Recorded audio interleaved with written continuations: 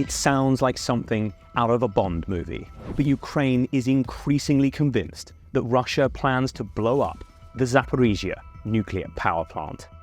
Military intelligence says that Russian staff at the plant have been evacuated, and those left behind have been told to blame Ukraine if anything bad happens. President Zelensky says mines have been placed on top of the reactors, and satellite images have revealed strange white objects up on the roof. Worryingly, Moscow is also warning about a Ukrainian attack on the plant in what seems to be an attempt to cover its tracks. Ukraine has already played host to the world's worst nuclear accident at Chernoyl, and so fear is running high that history could repeat itself. But why would Russia try to blow up the plant? How might they go about it? And what would the fallout be for Ukraine, for the war, and for the world? On the face of it, it seems like an absurd scheme, and no doubt an army less callous than Russia's would have already ruled it out. But the Kremlin is desperate. Ukraine has taken the initiative in this war. It is attacking Russia on multiple fronts, stretching its defences, and while progress has been slow, Ukraine shows no sign of letting up and still has plenty of troops and Western gear to throw into the fight.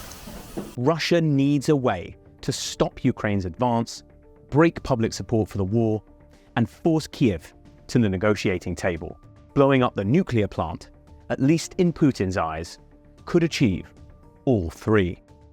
First, the plant sits along one of the most direct routes to Crimea, the crown jewel of Putin's conquests in Ukraine. And while the area is currently an impassable bog due to the Kakhovka dam blast, the ground will eventually dry enough for troops to cross. An explosion at the plant would make the area impassable once more by blanketing it in radioactive fallout. The same fallout would almost certainly be carried to nearby towns and cities, creating a humanitarian catastrophe that Ukraine would have to deal with, hampering its ability to fight. Russia could also blow up the plant to stop a direct attack on it by Ukrainian special forces, as happened in October last year. Putin will no doubt want to hold the plant to use as a bargaining chip later, but given the choice between losing it and blowing it up, he may decide to go scorched earth. The Russian despot may also hope that the horrors of radiation poisoning are enough to break public support for the war, and he may additionally hope the fear generated by the blast will deter Ukraine's leaders from fighting to the bitter end, or shatter the West's resolve to supply weapons. Zaporizhzhia has 6 nuclear reactors housed in reinforced concrete buildings, each one of which contains a radioactive core and a pool where spent fuel rods are kept. Additionally, there is an outdoor storage area where old fuel assemblies are sealed away inside huge concrete cases, and an external cooling pond where even older fuel is stored. All of these require continual cooling, either by air or by water, and if this is interrupted, then temperatures could rise uncontrollably and cause a meltdown. This is most likely within the cores or the nearby spent fuel storage, where some of the rods are fizzing away at 260 degrees Celsius, despite the entire plant being in cold shutdown. If the cooling stops, it will lead to the release of hydrogen gas, which can cause explosions, as happened at Fukushima. And eventually, it will cause runaway meltdowns, in which molten nuclear fuel melts its way through the containment vessel, as happened at Chernobyl. Russia could cause either of these scenarios by detonating explosives on the cores themselves or by disabling the cooling systems. Ukraine warns that troops have laid mines on and around the buildings and are storing weapons, including explosives, close to the reactors. Additionally, explosives could be planted on the outdoor concrete casks, cracking them open and causing radiation to leak out. Or troops could try and breach the wall of the cooling pond, which is already weak due to the draining of the nearby reservoir, potentially causing radioactive water to leak. Though the risk of a nuclear meltdown is greatest inside the reactor buildings, experts say an attack on them likely carries the smallest risk to the public. That is because the buildings are made of heavily reinforced concrete, which is designed to withstand explosions, and so breaching them will be difficult. Even if they can be breached, the fallout would almost certainly not be as bad as Chernobyl, which saw an active core blow the lid off its reactor and heavily damage the containment building.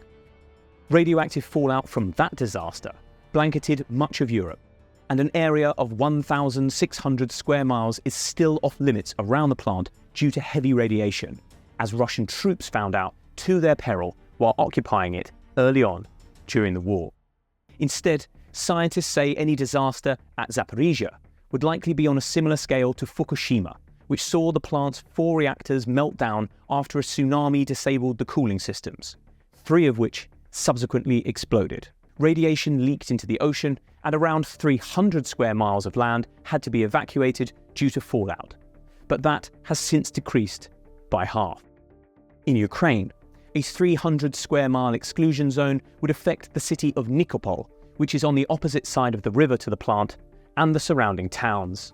Fallout would probably reach the city of Zaporizhzhia, around 35 miles upstream, and the Russian front line, which Ukraine is trying to break through, around 40 miles to the east.